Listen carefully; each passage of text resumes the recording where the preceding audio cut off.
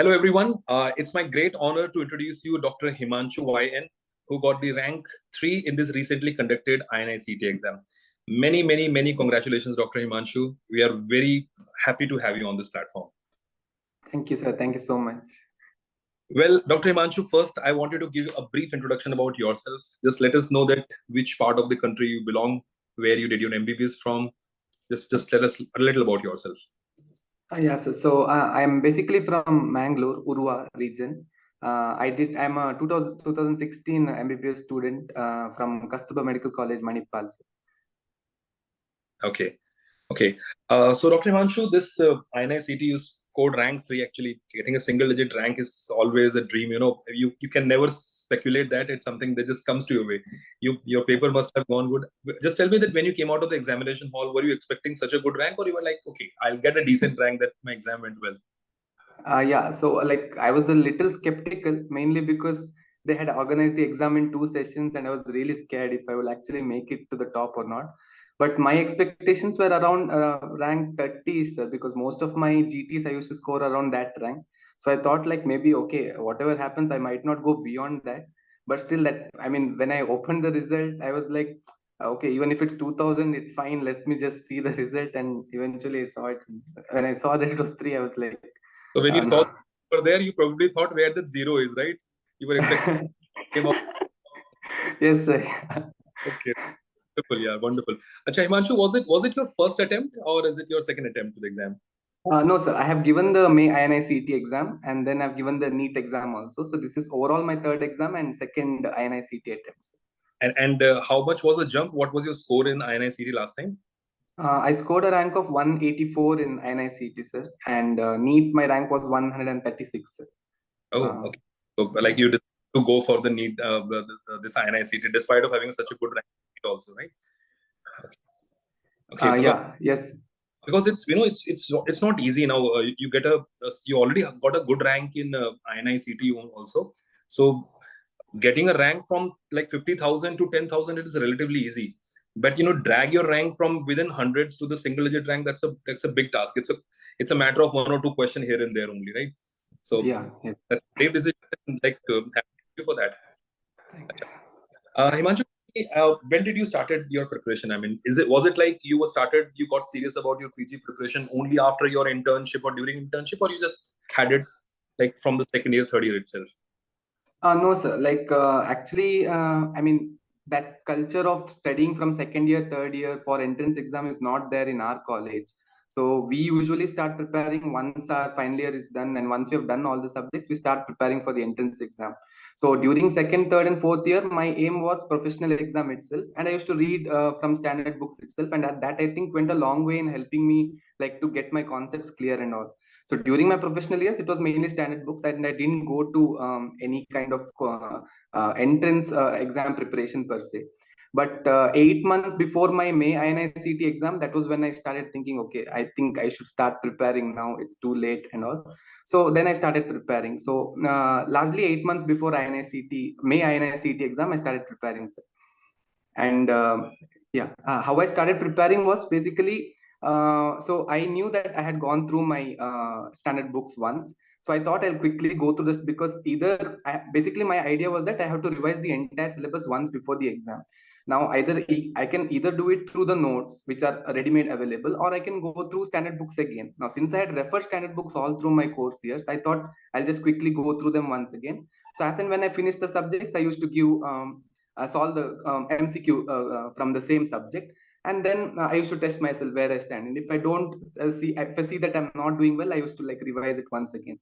And that's how I went about it. I mean, in the initial phases.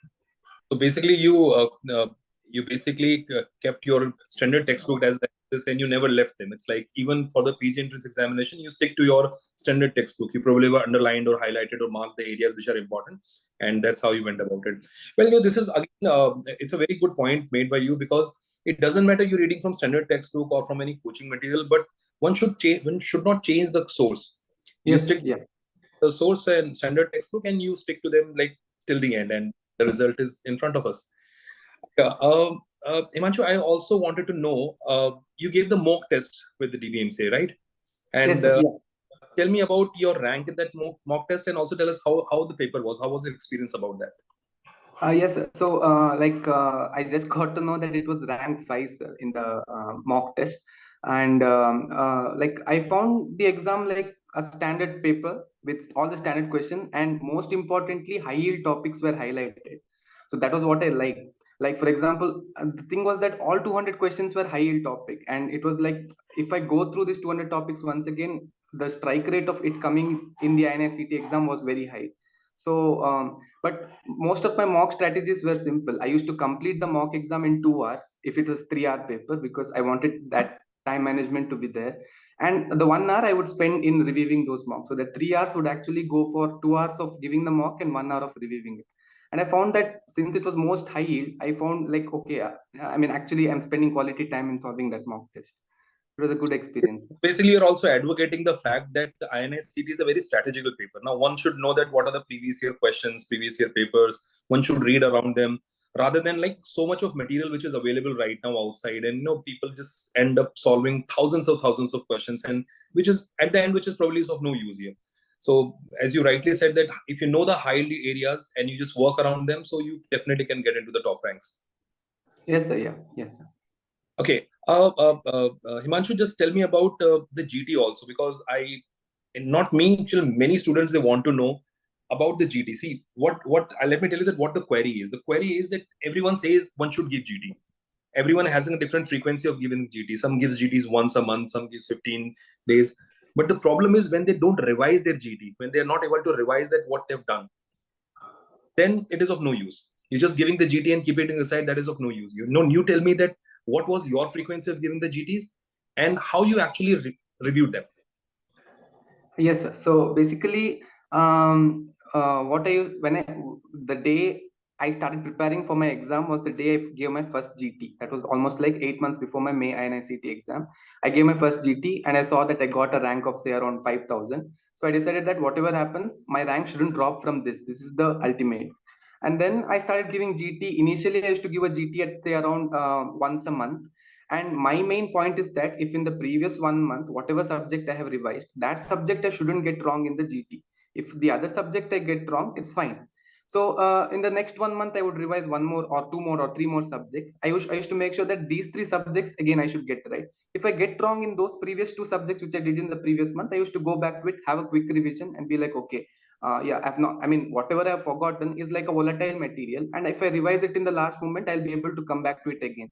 But if your concept is weak, if the question that you're getting wrong is conceptually, an area that you have to focus on, then you probably will have to maybe spend some time watching videos or getting your concepts right, maybe from your faculty or anybody. But if it's a volatile topic, it will be lost. Even if you read it today, you will forget it tomorrow. So I used to keep such material for last 1 month or last 10-day revision. I know that if I read it now, I may be able to remember it for say next 10 days. So such things I used to like not break my head upon. I knew I might forget it, but if it's conceptually a weak area, then I used to like spend time maybe like watching some YouTube videos or something like that and get it conceptually right. And initially I started off giving GT at say once a month frequency, and towards the end I used to go at a frequency of say almost once in 15 days. And towards the end I wanted that momentum, so I gave it like once in a week, and I gave mock tests also. So I increased my frequency towards the end. In the beginning, it was more of to test myself to say where I stand, and I increased the frequency later on, sir. No, this is exactly what when people ask me about that about the GTs. Now, I've seen that when we even go outside to take the class, and I ask this question that are you giving GTs and not? So people have this tendency of like they want to give GT once the syllabus is done. Now, I'm really impressed with what you said, that you gave the first GT before starting the preparation itself here, because you wanted to know that stand. And then Yes, it's sir. a right thing to look at that. Okay, my rank is 5,000. I'll make sure that my rank will never drop from the 5,000. The graph should always go up only. In fact, that is a good way, because when you see yourself progressing, then you also get motivated. If you directly give the GT at the end of all the subjects, then you probably will feel, yeah, this is like that I'm not able to the GT I'm giving right now, and I'm not able to score well, and the score might look stagnant. So that's a very impressive point, that one should give the GT regardless of how many subjects you are done with. It's just that you have to see how you're progressing here. Acha, Dr. Himanshu, tell me one thing, that one another thing that we have nowadays, because of so much of FOMO, so much of material, the exam pressure, and all that, people are having so much of mental stress regarding this examination. In fact, I was meeting someone today, and she was really stressed about her preparation.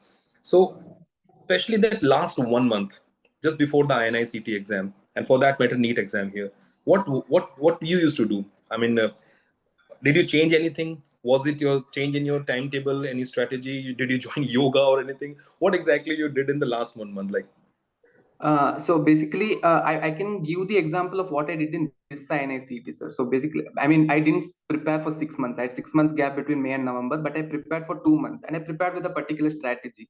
So what I did was that the first thing I did was I kind of made a list of high yield topics which I felt are most important, and that included stuffs like the standard textbooks. Say, for example, there is a table on list of competitive antagonists in KD Tripathi. So something like that. So basically, I had a list of some high yield topics from each of the subjects. I made a list, and then I used to go through all of those subjects once again. So in the first 1 month of my preparation, like I basically revised all 19 subjects once.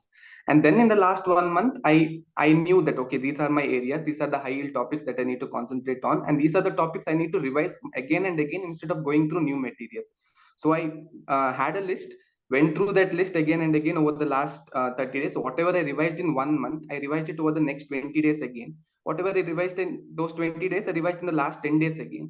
And whatever I revised in those last 10 days, I revised in last 1 day again. I mean, like I reduced the amount, and I made sure that every time I'm revising, I'm remembering more than the previous revision attempt. So overall, like 3 to 4 revision I gave, and eventually one day before, I had like a set of say 100 to 120 topics which I had to go through.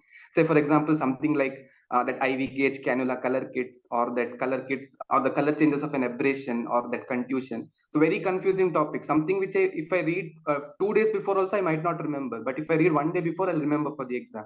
So my revision strategy was like that: reduce the amount of material that I have to revise with each revision. And the last revision was something which is very volatile but still high yielding, that IPC sections and all. And ultimately on the day, I mean, I emitted it all out and then came for the that's a good thing, because from what you were saying, it seems like you had a very set plan for the last month.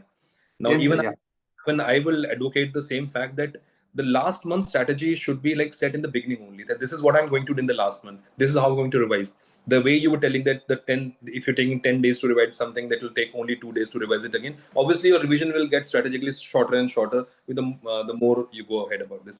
So yes, that's very important to plan your last month, because nobody wants to be over month, and also we don't want to get burned out just to keep by putting everything in the last month itself. Okay, Dr. Himanshu, tell me, do you find any strategical difference between the INI and the NEET exam here? And that is like based on all the subjects I'm talking about. What if a student is preparing for INI and one is like targeting the NEET exam? Do they need to have a different approach, or they can go with the same track itself? So basically, I feel like at least 80% of questions of NEET and around 60 to 70% questions of INI-CET are like similar. Similar in the sense, same kind of preparation is needed where basics need to be corrected. So if our basic preparation is right, irrespective of the material that we use, even if you're using like coaching material or standard textbook, that basics need to be set right, so that 60 to 70% or 80% in NEET is set right. That remaining 30 to 30% question is where the difference of ranking comes. And for that, we have to go through like previous year topics of each of those sets and see, okay, what kind of questions or what kind of pattern they are asking. Or because in NEET, they will never ask all those like match the following type questions, or the typical pattern that comes in INI-CET never comes in NEET. NEET is usually a one-liner. But then now, even in INI-CET, they started increasing the number of one-liners, and usually it used to be more of image-based questions in INI-CET. This time it's like they had around 20 to 25 one-liners also. So the pattern is more or less intermingling. But if you go through previous year topics of INI-CET, previous year topics of NEET, I feel like you'll get a rough idea about what specific topics that extra 30%, what kind of topics they're asking. For example, in INI-CET specifically, they ask that Strasbourg classification of bile duct injury. That will never come in NEET because that's like too much of a depth. But that will come in INI-CET. So I kind of went through the previous year topics. Okay, saw that okay, they're asking this, which means that I'm supposed to know this. So, but for example, in NEET, I think if you know GCS, it's more than enough. But in INI-CET, there are a list of like 5 to 6 trauma scores which you have to know: injury severity scale, revised trauma score, etc. So through the previous year topics, I got a rough idea of, okay, these are the areas that I need to concentrate on. Okay, well, very well. Dr. Himanshu, I think you've answered all my questions, and the people who will be watching this interview, they probably got a wonderful guidance from you. Well, I want to give you a moment if you want to thank anyone, any of your friend or anyone member in your family, anyone, just please take this platform and just please go ahead. Yes, sir. So first of all, obviously my parents, sir. I mean, all the hard work they have done, I have not had to face any hardship. All I had to do was study, and hopefully I've done that well. So my parents, like, I owe this to them, sir. And obviously my teachers from KMC Manipal, like, they are the ones who made my concept strong over the past 4.5 years. And yeah, also like my colleagues from my, I'm basically working as a medical officer in Taluk Health Office, Udupi, sir. So I'm serving my rural service bond, and my Taluk Health Officer, Dr. Vasudev, and my colleagues in RBS, I mean the RBSK Udupi, they let me study for the last 10-20 days, and they allowed me to go with my preparation, and so I'm very thankful to them also, sir. Yeah. Everyone is absolutely proud of you. Your parents, your friends, everyone is very, very proud of you, including the entire DBMC family. Thank you so much for being with us and guiding your juniors how to go. And I'm sure that you will be pathfinder for many of them. Thank you, Dr. Himanshu, for this interview. Thanks. Thank you. Thank you, sir. Thank you, Dr. Himanshu. Thank you, ma'am.